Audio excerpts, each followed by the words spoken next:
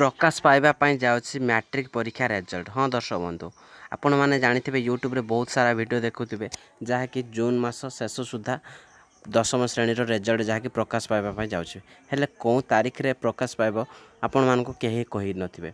तो आज कौन विशेष सूत्र आम सूचना पाइछु जहाँकि आपण मानक आम डिटेल्स कहबू कौ तारीख रे आपण माने आपण मानकर रेजल्ट देखिए। दर्शक बंधु आपण माने जानिथिबे जहाँकि गणशिक्षा मंत्री समीर रंजन दास किछि दिन पूर्व कहते जून मास शेष रे जहाँकि दशम श्रेणी रेजल्ट प्रकाश पाइबा जाऊँगी हेले कौ तारीख रे प्रकाश पाइब सहीटा आपण माने निहाती भावुथिबे।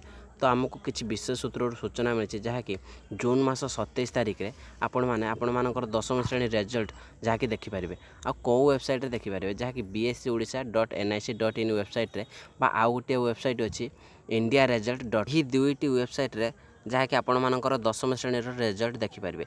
इंडिया रेजल्ट .com वेबसाइट रे चाहिए आपण माने रोल नंबर दे देखिपारे चाहिए आपण मानकर नाम सर्च करी जहाँकि रेजल्ट टी देखिपारे।